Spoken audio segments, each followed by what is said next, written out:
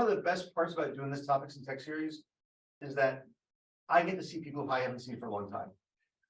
You may never have met these people, or like Saalik was in this room, he lived here from like 2016 to 2018 before he graduated. His name is on the wall, and he was a tutor here in the Sandbox, and it's so cool to have him back. So welcome back. Thanks. Hold on, let me. Where are we? Can we see the slides? Zoom people? Sweet. All right. Hi, everyone. I'm Saalik. I graduated class of 2018, as Mark said. And yeah, I used to work here in the Sandbox, spent a bunch of evenings and late nights tutoring people and hanging out and playing with cool stuff. I currently live in Austin, Texas. I used to live in, huh? Sure.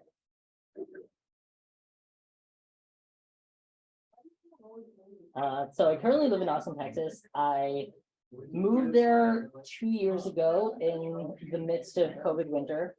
And it's been really cool ever since. And I am working as a staff software engineer at Litmus. Another thing about me is that I follow the thread of my curiosity, and that's kind of what I want to talk to y'all about today. Hopefully I'm not lecturing or just throwing too much information, but this is more of a story of a meandering career and what exploration can really do for you in your career. So there are really two takeaways here. For those of us who may not even be technically inclined, it's really about a career not being a fixed plan and an ever-evolving thing that sort of grows out of you and your interests. And that building software is much more than writing code. I'll touch on this too, and for anyone who is technically inclined, I'm happy to double down there. This is a pretty like casual talk, so if anyone like has questions in the middle or wants to chat about anything, I'm like happy to do that. And Zoom people can just like unmute if you feel comfortable with that. So little story time. When I came to Bentley in 2014, which to you all probably sounds like eons ago, but doesn't feel that long ago to me. I was pretty set on tech and entrepreneurship kind of being my thing. I was really into business, but I was also into technology, and I felt like Bentley had a bit of both. And I was like, great, like this is a great combination. I'm just gonna roll with it. I found myself at this intersection of business, tech, design, startups. Like there was a lot of energy in that space, and I really felt attracted to that in my college years. So I ended up working as a product manager at a startup. So it wasn't like I didn't just apply for a product management role. I ended up working as a community manager, and the first like 2 weeks of my internship was like basically just like finding emails from random investors across the internet. But slowly I fell into a space of talking about product, strategizing with the founder. We were like a 5-person team in Cambridge. And it was really crazy how it just sort of like fell together. So I actually took a semester off. I was like, I'm just gonna take some time and see where this goes. I did end up coming back, and I finished my degree. But that was a pivotal experience. When I came back to Bentley, I had this vision of learning that was totally different than what I had imagined before. And truly, you all have it good. Like when I got back, I was like, whoa, I'm not responsible for managing a roadmap or like a pipeline of work. I actually just get to learn. Like that's pretty cool. After I graduated, I sort of embarked on this expedition to just travel and try things. So I was doing some freelance work. I was doing some more product management work. I was actually working with my parents for a bit on telemedicine nonprofit that they were working on and helping manage some of the developers who were building out that application. And then I was traveling. I was with my dad in South Asia for 3 months. I was in New York for a month. I was in SF for a month, and just seeing just tasting the world a little bit, seeing what that was about. And I found myself coming back to a question in my product management style, which was, how could I get closer to the customer? How could I really understand what customers want? And we learn a lot of that in school, but I wanted some hands-on experience. So I actually got a customer support role at a company just down the road called Drift. And that was an amazing experience. Like, it was great to be part of this hyper-growth startup. And also just get really close to what actual people really needed from the tools that they were using every single day. And on the weekends, I was still building things, and I felt myself drawn towards building things and dabbling in technology. And it was just a fun thing, but I had a lot of imposter syndrome. It's I don't know if I want to, or even if I can do this full time. Could I actually code full time? Could I build products full time? I'm not sure yet, but I took the jump. I went into a full stack development bootcamp for a little bit, solidified my fundamentals, and eventually found myself loving software engineering. And particularly, I fell in love with the programming language called Ruby, and its web framework called Rails. And so I hit the road. I actually picked up and moved to Austin without a job.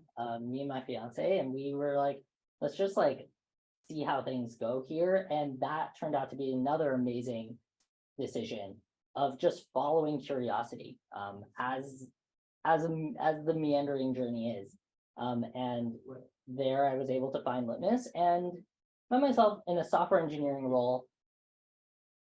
But I knew it was so much more than writing code. It was product-centric, and I put that in quotations because, or I put those in parentheses because there's not really, it's sort of implied as a software engineer that you know what you're building, why you're building it, and who you're connecting with as a result of building it. And it's really cool to have all of those things intersect into a career that I really, really enjoy. And I have no idea what's next. There could be any number of pivots, but I think the thing that has led me to a place where I feel both financially fulfilled, but also fulfilled with what I'm doing in life is just by staying curious and following that thread of curiosity, even if it requires taking some risk here. So I actually have a little exercise, if we're feeling called to do so. I wanted to take 3 minutes, and if you have a phone, if you have a computer, if you're old school like me and like piece of paper, what creates a spark in you? And this is, in a way, almost an intentionally vague question, because this could be anything. This could be a TV show you love, or music that you like, or something as concrete as what you want to do as a career. So I wanted to take let's take 2 minutes actually, and just make it speedy. Yeah, I can do that. And you guys can just screw them out. Or well, I was thinking this can be a private exercise. You all can just write for 2 minutes. What are things that creates a spark, create some inspiration? Time starts now, I guess.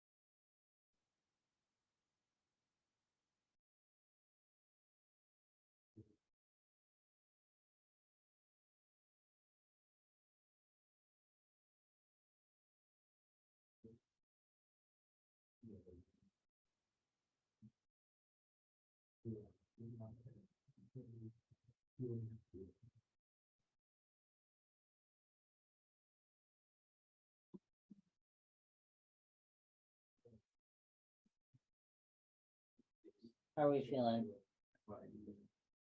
Good. Zoom people. Imagine. Cool.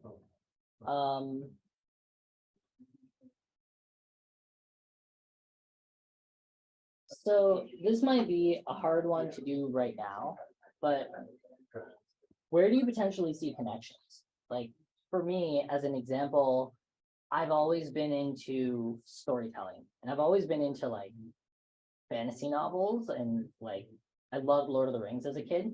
And I'm also into building stuff, like very concretely, like I like to put things together and see them come alive. So those two things might seem super separate, but I realize that in the building process, there's so much storytelling involved. Storytelling with customers, storytelling with leadership. If you're trying to get sign off from a CEO on an idea, it's all about the story you tell around what you want to build. So there might be some interesting connections in those sparks that you have. And I know this is early, but sometimes these kinds of things can just like percolate through the years and they might just come together at some point. So I think that's also a worthwhile thing to reflect on over time. The second exercise, I guess, are there any questions or anything you want to like chat about? Cool. Let's check in soon. All right.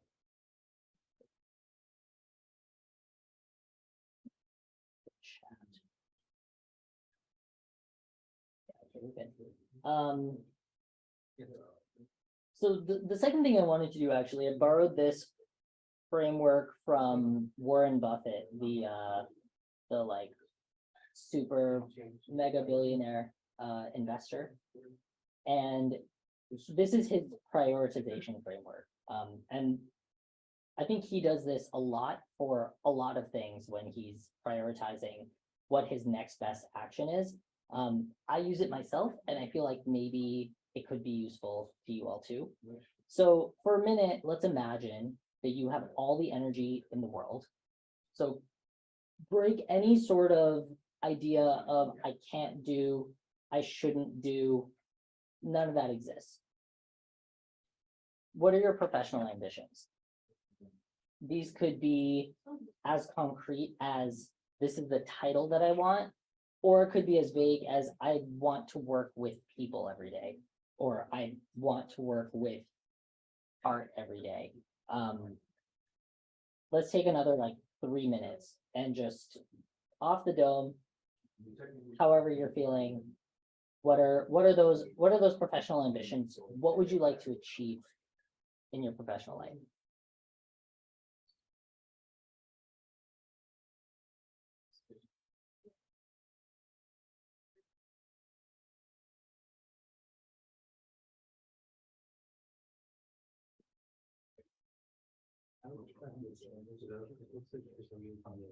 And the sweet spot is generating like 10 to 15 of these.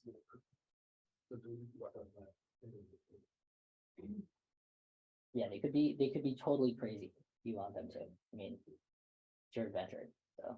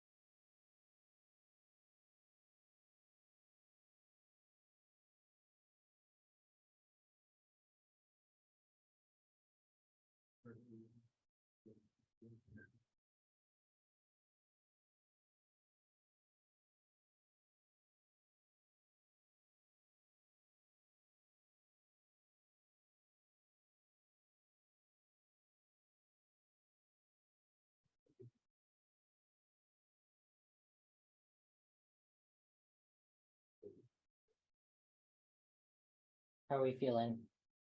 Good. Cool. The next step would be to choose the top 3 or 4 of these, and maybe even at this point, like 1 or 2, to be like a focus area. What's most important? And then the kicker kind of is the rest of these become your avoid at all costs. And the reason is we have a finite amount of time and energy that we can devote to things. And we might be really, really ambitious and want to do a lot, but by picking 2 or 3 of those things, we're actually able to focus our energy in a space that'll be really productive for us in the short term. And then by using this prioritization framework over and over again, some things in your focus areas may not feel like a focus anymore. And that might mean, all right, let me like go back to the pen and paper, write the 10 to 15 things down, pick the new top 3, and then pick the rest that are avoided at all costs. So for example, for me, one of the things on my avoided all costs list is making some viral open source software. And at times I've been like, ooh, I'm playing with this thing. This looks really cool. Like, what if I open source this? What if I like try to be an open source maintainer and like that can be a thing? I find myself getting carried away on these tangents, and I go back to my priorities list and I'm like, does this align with what my goals are right now? And if it's not in alignment and it's on that avoided all costs list, I know it's like just close enough to almost be a priority, but it's not quite there. So that's just an interesting framework that I think could help when deciding in this world of like limitless options that you have before you. And that was kind of like all my prepared content. Like I really wanted this to be a open discussion where we can chat a little dialogue. Okay. Maybe anything that you generated in this time, if you feel like you want to share, or any other questions you have about software engineering career. I'm happy to like also go off the cuff and just like show some other stuff if that arises, but I think this was mostly an opportunity to connect with you all and share a little bit with you about what I've been up to the past few years. Yeah. So what resources were most helpful when kind of learning software development or like programming in general? So you mentioned like you like Ruby on Rails, right? Like just in general, what were some like really good resources Yeah, I think the thing is resources are abundant. Like there's an online course for everything. There's a course in general. There's like a boot camp or a course in general for everything. I think a lot of it is about working backwards and finding where you want to be and then just picking one thing. I think one of my problems earlier on, this is like an interesting thing to balance. I think like in college, like where you all are, it's to your benefit to just try stuff for fun. Like if it's like, what would that be like? Just like go and like give that library a try, give that language a try. If there isn't like a click there, it's okay to like go and try something else. But when you find something that works a little bit, like double, triple down on that. And then when it gets tough, like power through that toughness. It also helps to find things like if you're looking specifically at web development, kind of have to know HTML, CSS, and JavaScript. There's like no way around that. And there's lots of great resources out there. I'm like happy to point to some like there's like one called the Odin project, which is really cool. I can send some links out if that's of interest, but that sort of answer the question broadly, or do you want like more like tactical? No, it kind of answers my question. Just because like I also like kind of feel like I'm interested in everything. So the issue becomes like choosing, and I felt like your kind of framework over here helped out with that. If you could send like Professor Freidenberg like the links of like useful resources, that'd be dope. Sure, 100%. What if you don't mind me asking, like what do you find yourself drawn to? So in the past, it has been web development, but I think now more and more I kind of want to get into game development a little bit, just because I play a lot of games. Nice, that's awesome. Yeah, I think like honestly, one of the things is like once you have one programming language under your belt, it's like not that hard to switch to another one. So like finding the fundamental one and being like, this is my daily driver. Like for me, I'm like I know I learned some Python here. I learned Java here. I don't really use those on the daily, but like my learnings from them definitely translated to Ruby. And I'm like, if I have a script, like the other day I was like playing with the OpenAI API, and I was just like, all right, start a Ruby file. Like it's just the instinct. So once you like find one language where you feel like, okay, I feel strong in this one, it's pretty easy to jump through. Like C# might be a good option because Unity is in C#. Yeah, but also JavaScript. Like, yeah. Thank you so much. Of course, yeah. Anyone else? Any other? Let's talk to the folks online. You guys, we're gonna go around the room, and I'm gonna ask you either to tell us the takeaway from your time with Saalik today or questions you have for them. So be ready when I call on you. Start with Sophia Flores. Yeah, I'm gonna. Almost. Yeah, so also by the way. And again, remember to do the survey on the screen before you head out. Sophia, for Sophia, any takeaways or questions? Yeah, feel free to DM me. Will do. Thank you. Yep, take care.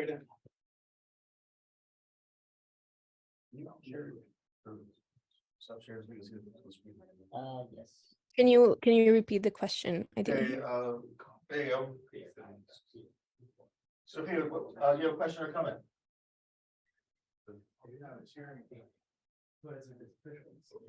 No, I just think it was interesting how you made us reflect on our passions and what sparked us. Cool.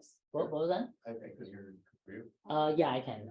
I think there's the speaker's like right over here. So that's yeah. So feel free to answer. Cool.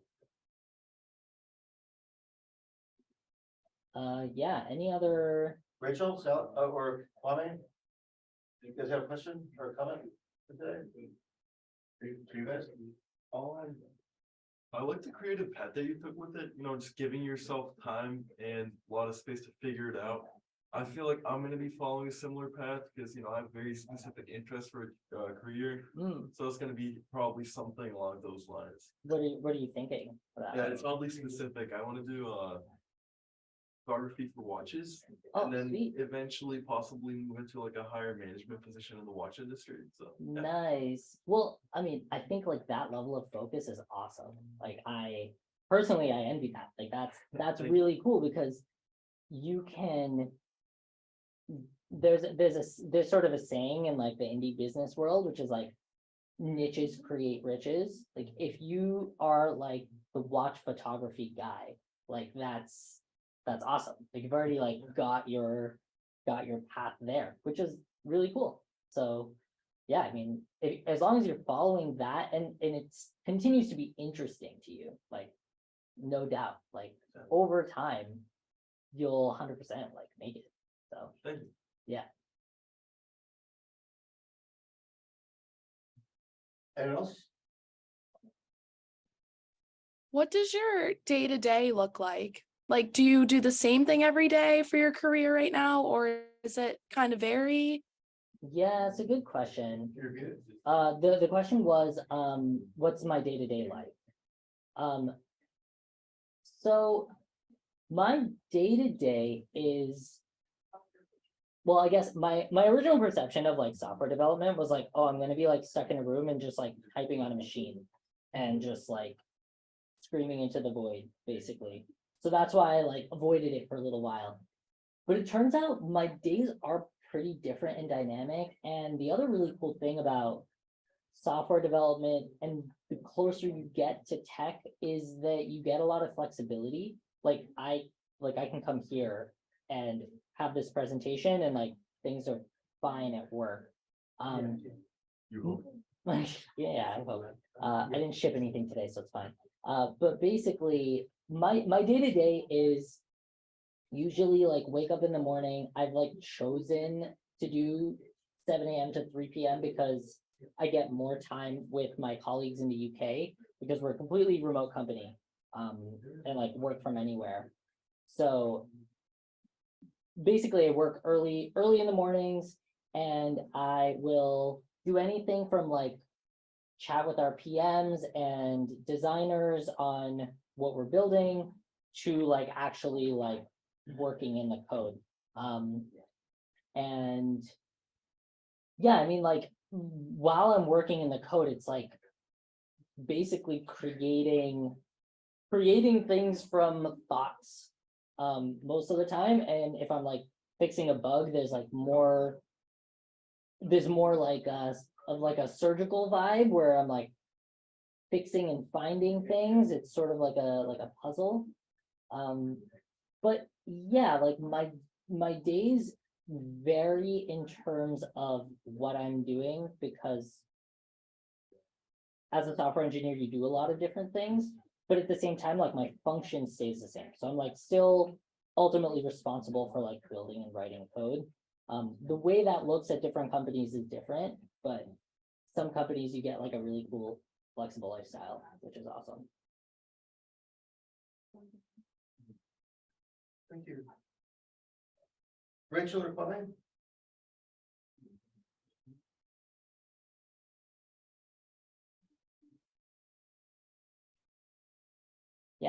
So you said that your journey was somewhat pretty smooth. Were there like any difficulties that you encountered along the way?